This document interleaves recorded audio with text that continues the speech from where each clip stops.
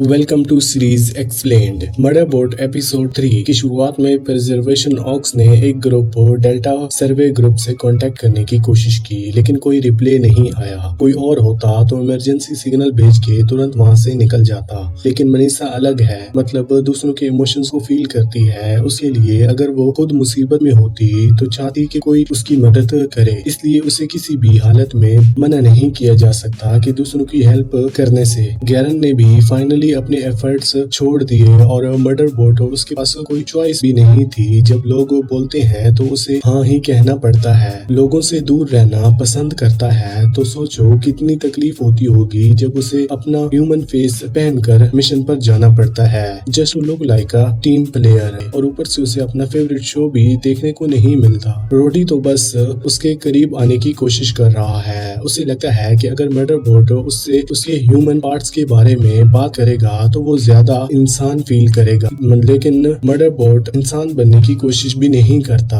जो रोडी उसे यूज करता है कि वो ह्यूमंस इमोशन दिखाता है, तो मदरबोर्ड लिटरली फ्रीक आउट हो जाता है। मदरबोर्ड को ऐसी टैंक से बचाने का सिर्फ एक ही तरीका है, नॉर्मल दिखना। और नॉर्मल एसईसी यूनिट्स कभी भी ह्यूमन जैसे बिहेव नहीं करते, लेकिन यहाँ तो सैटेलाइट सिग्नल से भी कोई छेड़छाड़ कर रहा है। मदरबोर्ड ने इतने शोज देख लिए हैं कि अब उसे ड्रामा का चस्का लग गया है। अभी जो नया शो देख रहा है स्ट्रिफ्ट इन द गैलेक्सी, उसका प्लॉट इतना भी सही नहीं है, पर फिर भी वो सीक्रेटली एंजॉय कर रहा है, बस वैसे ही जैसे वो हब स्टेशन के लिए लाइव फीड देख के मजे लेते हैं। अब वो अपने दिमाग में थ्योरीज बनाने लगा है कि ह्यूमंस के बारे में, और गॉथन उसको इरिटेट करने के लिए उसे कुछ खास करना नहीं पड़ता, सिर्फ चल फिर रहा है। तब भी लगता है जैसे वो स्ट्राइफर्स इन द गैलेक्सी का विलन हो, पर वो सच कहीं तो ये पिटी बिहेवियर दोनों साइड से है। गॉथन और मदरबोर्ड दोनों एक दूसरे से छोटी छोटी बातों पे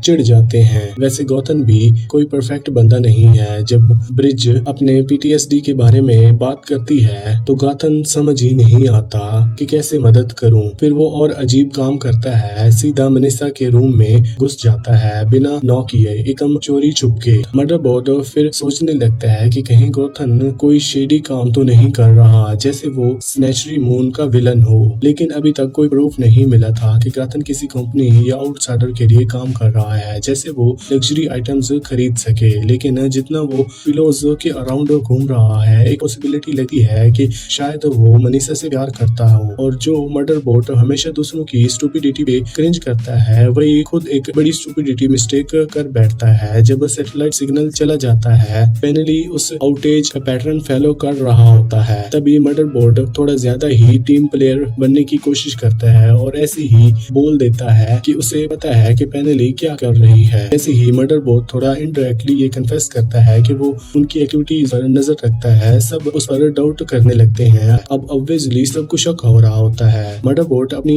इनोसेंस प्रूव करने के लिए कंपनी के ऊपर ब्लेम डाल देता है कि उनकी वजह से सब हो रहा है, लेकिन ये बात किसी को भी रिलीफ नहीं देती, क्योंकि रिजर्वेशन के लोग कंपनी पर मदरबोर्ड से भी कम भरोसा करते हैं। अब उनके दिमाग में ये सवाल आ रहा है कि क्या कंपनी ने ही मदरबोर्ड को उनके ऊपर नजर रखने के लिए भेजा है। और बदकिस्मती की बात तो ये है कि गॉथन ये सब मिस कर रहा है। उसे तो बड़ा मजा आता अगर देखता कि उसके दोस्तों ने मदरबोर्ड के खिलाफ टीम बना ली है। फिर भी एक चीज अच्छी है, मनीषा अब भी मदरबोर्ड की साइड है। हाँ, वो थोड़ा ऑकवर्डली पॉज जरूर करती है जब मदरबोर्ड कहता है कि वो उनको हर्ट नहीं करेगा, लेकिन कहती है चाहे ये सब मैन्युफैक्चरिंग कंपनी की वजह से ही हो या किसी अननोन एनिमी की तरफ से, मदरबोर्ड को इसमें कोई फायदा नहीं है। लेकिन कोई तो है जो नहीं चाहता कि लोग सच में जान पाएं और ज्यादा बच पाएं। लगता है ये सब उसने किया है जो डेल्टा हैबिटेट के मैस्क्योर के पीछे भी था। डेल्टा फॉल सर्वे टीम को किसने मारा? सबसे बड़ी इंसल्ट तो ये होनी चाहिए कि मदरबोर्ड के लिए कि लोग बार बार ये सोच रहे हैं कि ये शायद वो उनको हर्ट करने के लिए सोच रहा है, जबकि वो खुद ही अपने आप को डेंजर में डाल रहा है। और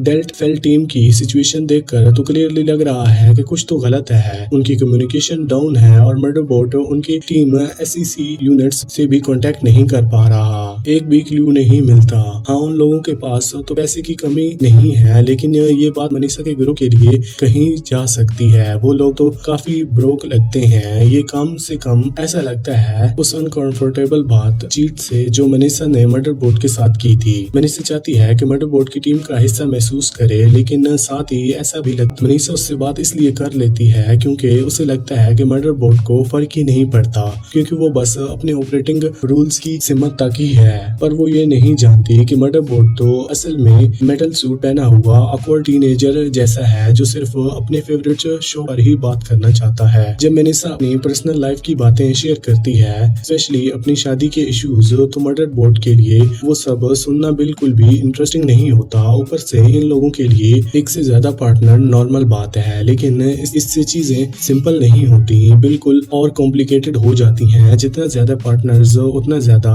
डिसअपॉइंटमेंट होने का चांस। वैसे ये प्रॉब्लम्स अराडा, पेनली और रोती के बीच भी दिख रही है। पता नहीं क्यों उनका कॉन्ट्रैक्ट में क्या लिखा था, पर जो कुछ भी अब हो रहा है वो तो उसमें डेफिनेटली नहीं था। ऐसा लगा है जैसे पेनली और रोती अराडा के धीरे धीरे साइड कर रही हैं। पेनली क्लियरली रोती की तरफ ज्यादा अट्रैक्ट है और इस बात को छुपाने में भी कोई खास एफर्ट नहीं कर रहा। अराडा के लिए तो और बुरा लगता है जब उसे पता चलता है कि रोती उसके पार्टनर पेनली के बारे में उससे भी ज्यादा जानता है। लेकिन ये सब ड्रामा मदरबोर्ड के लिए इनफ एंटरटेनिंग नहीं है। जब मदरबोर्ड इतनी दूर आया है तो वो काफी एक्साइटेड है डेल्टा फोर्स हैबिटेट एक्सप्लोर करने के लिए, क्योंकि ये सिचुएशन बिल्कुल उसके फेवरेट एक्शन ड्रामा शो की तरह है। रोती को पीछे छोड़ दिया गया है क्योंकि वो अपने वेपन्स ट्रेनिंग के दौरान सो गई थी। बाकी सब लोग मदरबोर्ड के रास्ते में नहीं आ रहे। मदरबोर्ड ने उन्हें क्लियरली बोला है कि प्रीमेंटरी के बाहर ही रहो, और क्योंकि मदरबोर्ड पहले भी उनकी जान बचा चुका है, कोई भी उसकी बात का उल्टा नहीं करना चाहता। मदरबोर्ड जब डेल्टा सर्वे हैबिटेट तक पहुंचा है तो उसे डर लगना चाहिए था, लेकिन नहीं, वो तो एक्साइटेड था कि इस पागलपन को एक्सप्लोर करने के लिए। उसके दिमाग में ऑलरेडी एक थ्योरी रेडी थी कि उनकी एसईसी यूनिट्स में से एक कंट्रोल से बाहर हो गई और उसने बाकी सबको मार दिया, इंक्लूडिंग दूसरी 2 एसईसी यूनिट्स को भी साथ ही मार दिया। पर सवाल ये था कि उस रोजी यूनिट को किसने रोका। मदरबोर्ड के पास इसका भी थ्योरी था। इसने इतने सारे शोज देख रखे थे, वो क्राइम्स सीन्स समझने में एक्सपर्ट हो गया था। उसने सोचा कि एक ऐसी यूनिट ने कम्स प्रोटेक्ट करते वक्त अपनी जान दे दी और बाकी दोनों ने एक दूसरे को शूट कर दिया। वो ऐसी यूनिट अचानक वापस एक्टिवेट हो जाता है और मदरबोर्ड पर हमला कर देता है। पर अच्छा ये हुआ था कि वो रिफ्यूजी यूनिट अपने फुल पावर पे नहीं था, इसलिए मदरबोर्ड उसके मूव्स पहले ही समझने में आसानी हो जाती है और उसको डीएक्टिवेट करना ज्यादा मुश्किल नहीं होता। लेकिन मिस्ट्री ये है कि अनलाइक मदरबोर्ड जैसे खुद अपना गवर्नर मॉड्यूल हैक किया था, ये रिफ्यूजी भी ऐसे यूनिट ने खुद से कुछ नहीं किया, किसी और ने इसे हैक करके ये सब प्लान किया था। क्या वो कोई ब्लैक सूट वाला आदमी या साइबर का मदरबोर्ड पे अभी भी फायर हुआ है, पर वो फिर भी ज्यादा डिस्टर्ब नहीं दिख रहा। इवन दो उसे लगता है कि शायद यही एंट्री रिस्पॉन्सिबिलिटी हो सकती है डेल्टा फोर्स सर्वे की टीम मेस्कोर के लिए। चीज फिक्स है, मदरबोर्ड ने डिसाइड किया है कि प्रिजर्वेशन टीम को सच नहीं बताएगा उनकी भलाई के लिए। और यहीं पर ये एपिसोड 3 खत्म होता है।